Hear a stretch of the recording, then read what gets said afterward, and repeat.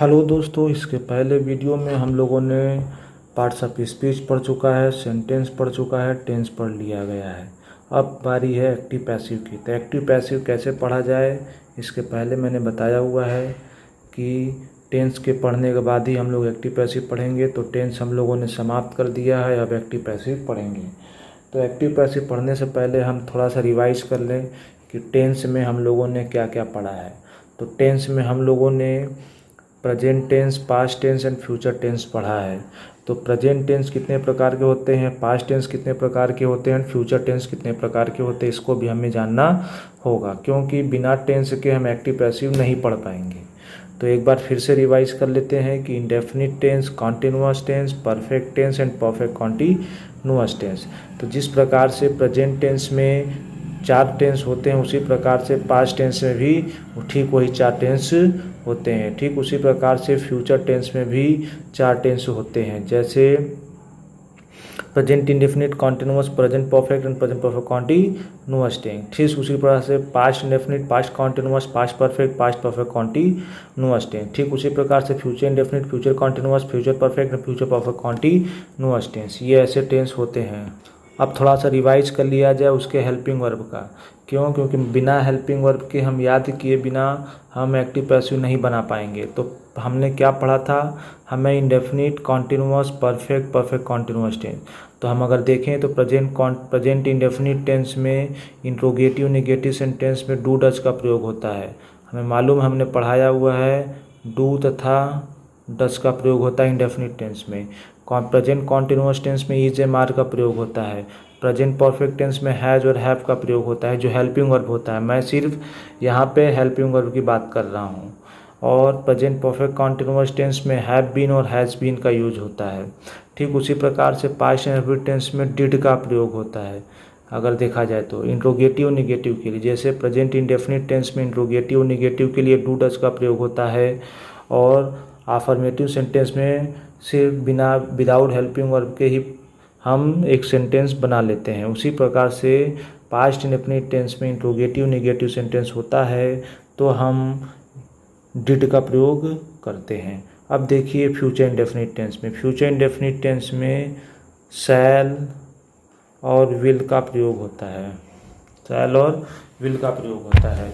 अब देख लीजिए, अब हमें ये जानना है कि एक्टिव से पैसिव बनाने के नियम क्या होते हैं। क्यों? क्योंकि हम लोगों ने टेंस को रिवाइज कर लिया है हेल्पिंग वर्ब से। आप अगर टेंस का प्रैक्टिस नहीं किए हैं तो पहले टेंस का प्रैक्टिस अच्छे से कर लीजिए, तभी एक्टिव पैसिव समझ में आएगा। अब देखिए, पहला रूल्स जो है एक्टिव से पैसिव बनाने के क्या होते हैं कि सब्जेक्ट के स्थान पर ऑब्जेक्ट, ऑब्जेक्ट के स्थान पर सब्जेक्ट, नए ऑब्जेक्ट से पहले एक प्रीपोजिशन बाई। चौथा है मेन वर्ब को हमेशा थर्ड फॉर्म में रखते हैं। V3 का मतलब वर्ब का थर्ड फॉर्म। और नए सब्जेक्ट के अनुसार सहायक क्रिया का प्रयोग हम करते हैं। अच्छा, एक बात और ध्यान दीजिए कि मैंने लिखा हुआ है एक्टिव से पैसिव पार्ट 1। इसका मतलब कि पार्ट 1 अभी है, तो इसके बाद में भी पार्ट 2 भी हम लोगों को पढ़ना होगा। तो ध्यान दीजिएगा कि मैंने इसमें 5 नियम लिखवाए हैं जो एक्टिव से पैसिव बनाने के होते हैं। उसको मैंने एक डायग्राम के माध्यम से भी समझाने का प्रयास किया है, ज़रा देख लीजिए। मैंने सेंटेंस पढ़ा दिया है। सेंटेंस में आपका जो है, जो भी होता है, एक सब्जेक्ट होता है, एक वर्ब होता है, एक ऑब्जेक्ट होता है, एक रिमेनिंग होता है। मैंने पढ़ाया हुआ है पार्ट्स ऑफ सेंटेंस में। सब्जेक्ट के अंतर्गत determiner, adjective, noun, adjective phrase होते हैं। वर्ब के अंतर्गत हेल्पिंग और मेन वर्ब होते हैं। ऑब्जेक्ट के अंतर्गत भी determiner, adjective, noun, adjective phrase होते हैं। रिमेनिंग मैटर में मैनर, प्लेस, टाइम होते हैं। इसका भी जिक्र मैंने पिछले वीडियो में सेंटेंस के पढ़ाते समय मैंने कर दिया है। अब देखिए कि इसको कैसे बनाया जाए। तो मैंने बताया कि सब्जेक्ट के स्थान पर ऑब्जेक्ट, ये सब्जेक्ट जो है एरो इसका यहाँ गया, इसका मतलब सब्जेक्ट का स्थान ऑब्जेक्ट हो जाएगा और ऑब्जेक्ट जो है सब्जेक्ट के स्थान पे चला आएगा। और देखिए मेन वर्ब हम लोग वर्ब को 2 भागों में बांटते हैं, हेल्पिंग वर्ब और मेन वर्ब। मैंने वर्ब वाले वीडियो में पढ़ाया हुआ है। तो हेल्पिंग वर्ब और मेन वर्ब।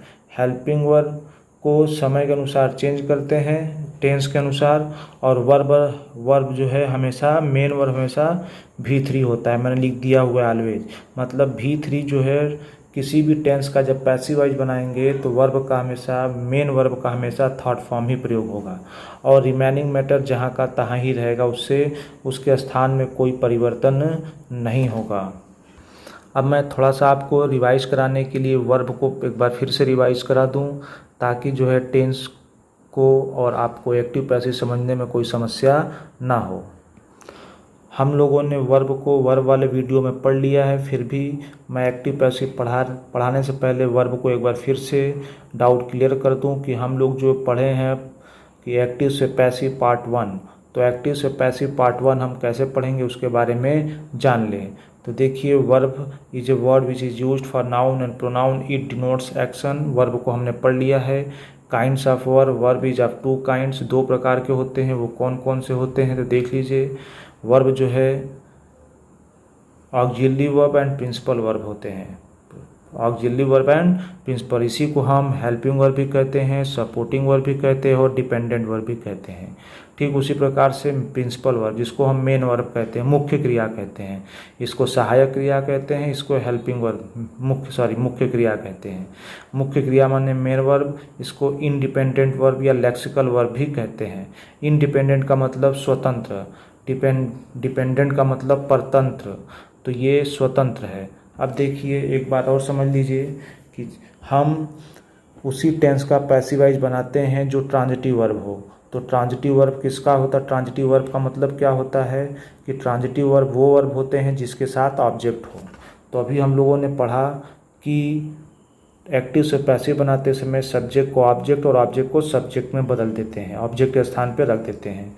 तो जब किसी सेंटेंस में ऑब्जेक्ट होगा तभी उसका ऑब्जेक्ट को हम सब्जेक्ट के स्थान पर लेके आएंगे। अगर उस सेंटेंस में ऑब्जेक्ट नहीं है तो उस सेंटेंस का पैसिवाइज नहीं बनेगा। क्यों? क्योंकि सेंटेंस को हम जब बदलेंगे तो सब्जेक्ट को ऑब्जेक्ट के स्थान पर, ऑब्जेक्ट को सब्जेक्ट के स्थान पर रखना होता है। अगर उस सेंटेंस में ऑब्जेक्ट नहीं है तो उसका पैसिवाइज नहीं बनेगा। तो इसका अर्थ ये हुआ कि ट्रांजिटिव वर्ब में ऑब्जेक्ट होता है, इस वजह से जो भी वर्ब ट्रांजिटिव वर्ब होंगे उसी के पैसिवाइज बनेंगे, अन्यथा नहीं बनेंगे। इन ट्रांजिटिव वर्ब में ऑब्जेक्ट नहीं होता है, इसलिए इसका पैसिवाइज नहीं बनता है। लिंकिंग वर्ब का पैसिवाइज नहीं बनता है, प्रीपोजिशनल वर्ब का पैसिवाइज बनता है। ध्यान दीजिएगा। अब जो है हम लोग इसके बारे में भी चर्चा कर लें। हम जब पढ़ाए हैं तो इसमें बताया गया है कि पैसिवाइज पार्ट 1, तो इसका अर्थ हुआ है कि पैसिवाइज पार्ट 2 भी आएगा। तो हम लोग अभी जो पहले वीडियो जो पैसिवाइज पढ़ रहे हैं उसमें हम देखेंगे कि प्राइमरी ऑक्सिलरी वर्ब, जिसको हेल्पिंग वर्ब भी कहते हैं, सपोर्टिंग वर्ब भी कहते हैं, डिपेंडेंट वर्ब भी कहते हैं, उसको हम 2 भागों में बांटते हैं। कौन कौन से? Primary and modal auxiliary. तो primary auxiliary and modal auxiliary, उसको समझ लीजिए कि प्राइमरी ऑक्सिलरी को हम लोगों ने 3 भागों में बांटा है, बी के अंतर्गत, डू के अंतर्गत एंड हैव के अंतर्गत। तो हम लोग जो पढ़ेंगे एक्टिव से पैसिवाइज पार्ट 1 वो प्राइमरी ऑक्सिलरी के लिए पढ़ेंगे। क्यों? क्योंकि ये सारे टेंस जो हैं क्या माने जाते हैं, सारे वर्ब जो हैं क्या माने जाते हैं, ये जो है प्राइमरी ऑक्सिलरी माने जाते हैं, और इनका प्रयोग जो है टेंस में ही किया जाता है। तो इसका अर्थ ये हुआ कि जो हम लोग अभी प्रेजेंट टाइम में एक्टिव से पैसिव पढ़ रहे हैं वो प्राइमरी ऑक्सिलरी का पढ़ रहे हैं। प्राइमरी ऑक्सिलरी, मॉडल ऑक्सिलरी का एक्टिव से पैसिव जो है हम दूसरे वीडियो में पढ़ेंगे। तो देख लीजिए प्राइमरी ऑक्सिलरी में कौन कौन से वर्ब आते हैं। तो बी के अंतर्गत is, am are, was, were, be, being, been आते हैं। डू के अंतर्गत डू, डज, डिड आते हैं। हैव के अंतर्गत हैज, हैव, हैड आते हैं। तो ध्यान दीजिएगा कि जो हम पढ़ने जा रहे हैं वो प्राइमरी ऑक्सिलरी के पैसिवाइज को पढ़ने जा रहे हैं। अभी मॉडल ऑक्सिलरी में पढ़ना है। एक बार मैं फिर से बता दूं कि मॉडल ऑक्सिलरी में हम लोग पढ़ेंगे, क्या पढ़ेंगे? कैन का पैसिवाइज पढ़ेंगे, कुड का, मे का, माइट का, शैल का, शुड का, विल का, वुड का। यूज टू, आउट टू का नहीं होता है, मस्ट का, नीड का, डेयर का। इसका हम इनमें से जिनका पैसिवाइज बनेगा हम इनका बनाकर इसको बारे में भी समझेंगे। पहले इसको हम इसका एक एग्जाम्पल के माध्यम से समझाएंगे, क्योंकि हमने इसको सिर्फ आपको नाम बताया है, मॉडल ऑक्सिलरी का सिर्फ एक छींटा दिया गया, इसके बारे में हम डिटेल पढ़ेंगे तब इसका पैसिव वॉइस भी बनाएंगे। चूँकि अभी तक हम इसके बारे में कुछ भी नहीं जानते, इसलिए इसका पैसिव वॉइस नहीं बनाएंगे। और इन वर्ब को हम टेंस के माध्यम से पढ़ लिए हैं, इसलिए हम इसका पैसिव वॉइस बनाएंगे। तो अब देखिए जो पैसिव वॉइस बनेंगे वो हैज़ हैव हैड के बनेंगे। इन सब टेंसों का भी पैसिव वॉइस मतलब मोडाल्स का पैसिव वॉइस अभी हम नहीं बनाएंगे। इसका जो पैसिव वॉइस कब पढ़ेंगे, पैसिव वॉइस पार्ट 2 में। अब देख लीजिए कि हम एक्टिव से पैसिव वॉइस कैसे बनाते हैं। तो ध्यान दीजिए, ये जो है मैंने बताया कि सब्जेक्ट को ऑब्जेक्ट के स्थान पर, ऑब्जेक्ट को सब्जेक्ट के स्थान पे, हेल्पिंग वर्ब जो होता है वो टेंस के अनुसार चेंज होगा और वर्ब का हमेशा थर्ड फॉर्म यूज होगा। तो हमें मोस्टली अधिक से अधिक क्या चीज़ें याद करनी है, सिर्फ हेल्पिंग वर्ब याद करना है कि किस टेंस में कौन सा हेल्पिंग वर्ब लगेगा। और वो भी जो है आपको आसान हो जाएगा जब आप टेंस को अच्छे से पढ़े होंगे। तो टेंस को मैंने अच्छे से पढ़ाया है, आप हेल्पिंग वर्ब को अच्छे से याद कर लीजिए ताकि आपका पैसिव वॉइस जो है क्लियर हो जाए। अब हम देखते हैं फार्मूले के तौर पे शॉर्टकट मेथड से जो अच्छे से समझ में आए। अब देखिए, मैंने बताया कि प्रेजेंट टेंस में 4 टेंस होते हैं, indefinite, continuous, perfect, perfect continuous tense. तो हमें मालूम है कि एक्टिव से पैसिव एक्टिव टेंस की संख्या 12 होते हैं, परंतु पैसिव वॉइस टेंस के 8 ही बनते हैं। तो ध्यान दीजिएगा कि 12 टेंस में सिर्फ 8 ही टेंस के पैसिव वॉइस बनते हैं। तो इसका अर्थ ये हुआ कि वो कौन कौन से एक्टिव वॉइस है जिसका पैसिव वॉइस नहीं बनता है। तो ये ध्यान दीजिएगा कि किसी भी परफेक्ट कॉन्टिन्यूअस टेंस का पैसिव वॉइस नहीं बनता है। तो इसका अर्थ हुआ ये परफेक्ट कॉन्टिन्यूअस टेंस का पैसिव वॉइस न बनेगा, न इसका बनेगा, न इसका बनेगा। इसका मतलब present perfect continuous tense, past perfect continuous tense and future perfect continuous tense का पैसिव वॉइस नहीं बनेगा। अब देखिए, अब हम समझ लें कि किस टेंस में कौन सा हेल्पिंग वर्ब यूज होगा। क्योंकि एक्टिव वॉइस में हेल्पिंग वर्ब अलग यूज होता है और पैसिव वॉइस में हेल्पिंग वर्ब अलग यूज होता है। तो ये ध्यान दीजिएगा कि जो फॉर्मेट है मैंने यही बताया है कि फॉर्मेट जो है सब्जेक्ट ऑब्जेक्ट, ऑब्जेक्ट का सब्जेक्ट, हेल्पिंग वर्ब चेंज होगा, मेन वर्ब नहीं होगा। तो इसका मतलब सिर्फ आपको याद क्या करना है, सिर्फ हेल्पिंग वर्ब। इसका मतलब किस टेंस के पैसिव वॉइस में कौन सा हेल्पिंग वर्ब लगेगा। तो अगर आप टेंस पढ़े होंगे तो इसको अच्छा आसानी से समझ लेंगे। देखिए, मैंने कहा कि अगर 3 टेंस का पैसिव वॉइस नहीं बनता है, present perfect continuous tense, past perfect continuous tense and future perfect continuous. तो 3 टेंस तो नहीं बने। अब एक चौथा टेंस कौन सा है जिसका पैसिव वॉइस नहीं बनना है, तो वो बनना है फ्यूचर कॉन्टिन्यूअस टेंस का पैसिव वॉइस नहीं बनेगा। तो इसका अर्थ बचेगा किसका, प्रेजेंट इंडेफिनिट टेंस के 3 टेंस का, पास्ट इंडेफिनिट टेंस के 3 टेंस का और फ्यूचर टेंस के 2 टेंस का, वो इंडेफिनिट एंड परफेक्ट। अब हेल्पिंग वर्ब की बात है तो हेल्पिंग वर्ब कैसे समझा जाए। तो ये ध्यान दीजिएगा कि अगर प्रेजेंट इंडेफिनिट टेंस का पैसिव वॉइस बनाना है तो इसको हम प्रेजेंट कॉन्टिन्यूअस टेंस का हेल्पिंग वर्ब यूज करेंगे। इसका अर्थ ये हुआ कि ये present continuous tense present indefinite tense को हेल्पिंग वर्ब अपना उधार देगा पैसिव वॉइस बनाने के लिए। ठीक उसी प्रकार से नीचे वाला भी परफेक्ट कॉन्टिन्यूअस टेंस अपना helping verb past perfect tense को देगा। अब ध्यान दीजिए कि इसका पैसिव वॉइस बनना नहीं है, इसका पैसिव वॉइस बनना नहीं है, इसका पैसिव वॉइस बनना नहीं है। तो जब ये इनका पैसिव वॉइस नहीं बनेगा तो इनका हेल्पिंग वर्ब क्या हो जाएंगे, फ्री हो जाएंगे। तो जब इनका हेल्पिंग वर्ब फ्री हो जाएंगे तो ये अपना हेल्पिंग वर्ब क्या दे देंगे, अपने से ऊपर वाले को उधार दे देंगे। तो मैंने देखा कि प्रेजेंट परफेक्ट कॉन्टिन्यूअस टेंस जो है अपने से ऊपर मतलब परफेक्ट कॉन्टिन्यूअस टेंस को हेल्पिंग वर्ब उधार दे दिया। पास्ट परफेक्ट कॉन्टिन्यूअस टेंस जो है अपने से ऊपर वाले को हेल्पिंग वर्ब उधार दे दिया और फ्यूचर परफेक्ट कॉन्टिन्यूअस टेंस जो है अपने से ऊपर वाले को हेल्पिंग वर्ब उधार दे दिया। अब देखिए, और ठीक उसी प्रकार से ये जो है कॉन्टिन्यूअस टेंस जो क्या किया, अपने से ऊपर वाले को हेल्पिंग वर्ब उधार दे दिया। ठीक उसी प्रकार से परफेक्ट ये भी जो है कॉन्टिन्यूअस टेंस जो है अपना हेल्पिंग वर्ब किसको उधार दे दिया, इंडेफिनिट टेंस वाले को उधार दे दिया। अब बचा क्या देख लीजिए। अब समझ लीजिए कि अगर हम प्रेजेंट इंडेफिनिट टेंस का पैसिव वॉइस बनाएंगे तो प्रेजेंट इंडेफिनिट टेंस के पैसिव वॉइस में हेल्पिंग वर्ब किसका यूज करेंगे हम, प्रेजेंट कॉन्टिन्यूअस टेंस का हेल्पिंग वर्ब यूज करेंगे पैसिव वॉइस में, न कि एक्टिव वॉइस में, क्योंकि एक्टिव वॉइस में तो ये सब अपने हेल्पिंग वर्ब लेंगे, लेकिन पैसिव वॉइस में ये एक दूसरे को उधार दे देते हैं। तो कैसे उधार देते हैं, मैंने बताया कि अपने से ऊपर वाले को हर एक ने अपना उधार दे दिया। बस बचा क्या, कॉन्टिन्यूअस टेंस जो है इसमें जो है ये तो हेल्पिंग वर्ब इसको दे देता है, लेकिन अब इसका पैसिव वॉइस किससे बनेगा, इसने तो इसको दे दिया, इसने तो इसको दे दिया, लेकिन इसको भी तो चाहिए ना हेल्पिंग वर्ब लगाने के लिए, पैसिव वॉइस बनाने के लिए हेल्पिंग वर्ब। तो ये क्या करेगा, इज एम आर प्लस इसी में बीइंग जोड़ देगा, ध्यान दीजिएगा।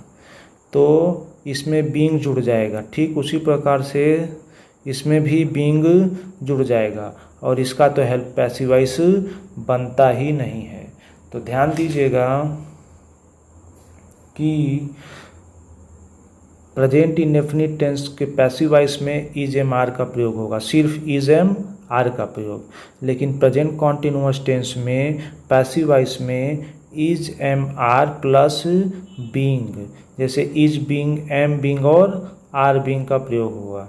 ठीक उसी प्रकार से प्रेजेंट परफेक्ट टेंस में क्या होगा कि हैज़ बीन और हैव बीन, क्यों, क्योंकि हैज़ बीन और हैव बीन ने इसने अपने आप को उधार दे दिया है। तो ये जो टेंस है इसका उधार ले लेगा, ये जो टेंस है इसका उधार ले लेगा, ये टेंस जो है इसका उधार ले लेगा। ये हेल्पिंग वाली चीज़ को अच्छे से आप समझ लीजिएगा कि कौन किसको दे रहा है। ध्यान दीजिएगा, इसने इसको दिया, इसने भी इसको दिया और इसने भी इसको दिया, फिर उधर से मतलब दूसरा और चौथा, दूसरा ऊपर से दूसरा और ऊपर से चौथा, ऊपर से दूसरा और ऊपर से चौथा। तो दूसरे ने तीसरे को दिया, ठीक, दूसरे ने तीसरे को दिया और फिर दूसरे ने पहले को दिया। बस बचा क्या, दूसरा जो है, तो दूसरा जो है अपना खुद का हेल्पिंग वर्ब यूज करता है प्लस उसी में बीइंग जोड़ देता है। तो ध्यान दीजिएगा कि मतलब कॉन्टिन्यूअस टेंस ही एक ऐसा कॉन्टिन्यूअस टेंस है जो पैसिव वॉइस बनाते समय अपना खुद का हेल्पिंग वर्ब यूज करता है, उसमें सिर्फ बीइंग जोड़ देता है। तो ध्यान दीजिएगा, कॉन्टिन्यूअस टेंस का पैसिव वॉइस सिर्फ दो ही बनते हैं, एक प्रेजेंट कॉन्टिन्यूअस टेंस एंड एक पास्ट कॉन्टिन्यूअस टेंस।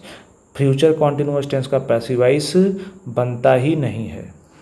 तो मैंने टेंस को अच्छे से पढ़ाया है, उसमें हेल्पिंग वर्ब को अच्छे से समझ लीजिएगा, इसके माध्यम से फिर जो है हम आगे भी समझेंगे। एक बार फिर से इसको समझ लिया जाए कि क्या है। तो मैंने बताया सब्जेक्ट को ऑब्जेक्ट के स्थान पर, ऑब्जेक्ट को सब्जेक्ट के स्थान पे, हेल्पिंग वर्ब, वर्ब को दो भागों में बांटा गया, हेल्पिंग वर्ब, मेन वर्ब। तो वर्ब हमेशा थर्ड फॉर्म में होगा, मेन वर्ब, और हेल्पिंग वर्ब चेंज होगा। तो कैसे चेंज होगा, मैंने बताया कि ये परफेक्ट टेंस इसको हेल्पिंग वर्ब देगा, ये परफेक्ट टेंस इसको हेल्पिंग वर्ब देगा, और ये परफेक्ट टेंस हेल्पिंग वर्ब इसको दे देगा। अब देखिए, इसका तो बनना नहीं है, इसका तो बनना नहीं है, इसका तो बनना नहीं है, और इसका भी नहीं बनना है। तो इसने इसको दिया और उसके ऊपर वाले ने इसको दे दिया, इसके ऊपर वाले ने इसको दे दिया, और इसके ऊपर वाले ने इसको दे दिया, हेल्पिंग वर्ब। अब तो ये हो गया, अब बचा क्या, इसका, क्योंकि इसका हो गया, इसका हो गया, अब बचा इसका। तो इसमें जो है इसका तो खुद का हेल्पिंग वर्ब लगेगा ही, प्लस इसमें बीइंग जुड़ जाएगा, और इसी में भी इसका तो हेल्पिंग वर्ब लगेगा ही, प्लस इसी में बीइंग जुड़ जाएगा, और इसमें जो इसका तो बनता है नहीं इसलिए इसका नहीं जुड़ेगा। तो हम लोग देखें कि किसका किसका पैसिव वॉइस बना, तो इसका बना, इसका बना और इसका बना, इसका बना, इसका और इसका, इसका और इसका, इसका मतलब 3 3 6 2 8 टेंस का पैसिव वॉइस बनते हैं। अब हम लोग जो है कुछ एग्जाम्पल्स को समझेंगे और देखेंगे, उसके माध्यम से अपने अंडरस्टैंडिंग को गेन करेंगे। देखिए, प्रेजेंट इंडेफिनिट टेंस, तो प्रेजेंट इंडेफिनिट टेंस में हम लोगों ने जाना था कि प्रेजेंट इंडेफिनिट टेंस में प्रेजेंट कॉन्टिन्यूअस टेंस का हेल्पिंग वर्ब यूज होगा। तो प्रेजेंट कॉन्टिन्यूअस टेंस में इज एम आर का प्रयोग होता है। तो मैंने सिर्फ एक एग्जांपल लिया है, राम विजिट, सॉरी यहाँ पे विजिट्स होगा, राम विजिट्स डेटफोर्ड एवरी डे। तो यहाँ पे क्या होगा, देखिए ये जो है ये हमारा सब्जेक्ट हो गया, ये हमारा वर्ब हो गया, और ये हमारा ऑब्जेक्ट हो गया। ये हमारा ऑब्जेक्ट होगा। तो मैंने बताया था कि सब्जेक्ट ऑब्जेक्ट के स्थान पर, ऑब्जेक्ट जो है सब्जेक्ट के स्थान पे आएगा। तो ठीक उसी प्रकार से देखिए ये ऑब्जेक्ट जो है सब्जेक्ट के स्थान पे आ गया है। वर्ब जो है हेल्पिंग और मेन वर्ब, तो ये हेल्पिंग वर्ब हो गया, ये मेन वर्ब हो गया। और ये राम के पहले बाई और उसके बाद में राम, ये ऑब्जेक्ट हो गया। तो इसका मतलब ये सब्जेक्ट जो है ऑब्जेक्ट के स्थान पे हो गया और ये ऑब्जेक्ट जो है सब्जेक्ट के स्थान पर आ गया। और नए ऑब्जेक्ट से पहले, नया ऑब्जेक्ट का मतलब ये जो पहले सब्जेक्ट था जब ये इधर आया तो नया ऑब्जेक्ट हो गया, तो इसके ठीक पहले बाई लग जाएगा। तो मैंने वो एग्जाम्पल समझा। और ये रिमेनिंग मैटर है, तो रिमेनिंग मैटर का प्लेस वही रहता है, उसके स्थान में कोई परिवर्तन नहीं होता है। ठीक उसी प्रकार से देखिए present continuous tense, mister Rathore is buying Jio TV. अब ये is am are present continuous tense है। तो मैंने बताया था कॉन्टिन्यूअस टेंस में is am are plus being जुड़ जाएगा। तो देखिए जियो टीवी इज के बाद बीइंग जुड़ गया, बॉट वर्ब का third form by mister Rathore. ठीक उसी प्रकार से देखिए present perfect tense, Krishna has bought a lot of pens. अब देखिए यहाँ पे जो है कृष्णा इधर चले गए हैं और ये इधर सब्जेक्ट को ऑब्जेक्ट, ऑब्जेक्ट को सब्जेक्ट के स्थान पर बदल देते हैं। तो देखिए ये a lot of pens have been, क्यों? क्योंकि ये लॉट ऑफ पेन्स जो है प्लूरल नंबर हो गया, इसलिए यहाँ पे हैव हो गया। लेकिन यहाँ पे सब्जेक्ट हमारा सिंगुलर था, इसलिए यहाँ पे हैज़ हो गया।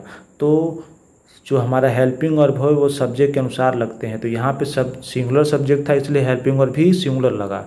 लेकिन जब हमारा सब्जेक्ट हमारा प्लूरल हो गया तो हमारा हेल्पिंग वर्ब भी प्लूरल ही लगेगा।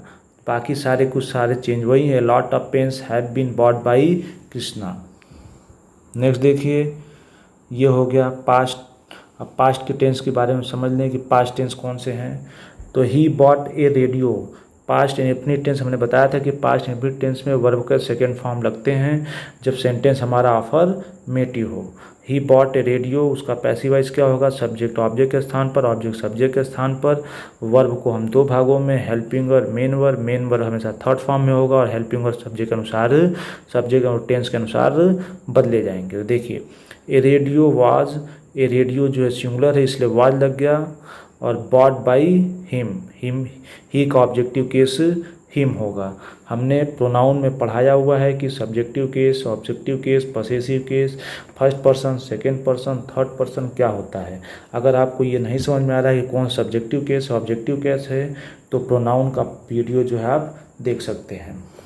अब देखिए continuous tense, they were reading newspaper, ये जो है सब्जेक्ट हो गया। ये वर्ब जो है past continuous tense, reading verb में आईएनजी, न्यूज़पेपर। इसको देखिए यहाँ पे आ जाएगा न्यूज़पेपर, न्यूज़। अब देखिए दे के साथ ये प्लूरल वर्ब था लेकिन यहाँ न्यूज़पेपर इसलिए सिंगुलर वर्ब हो गया।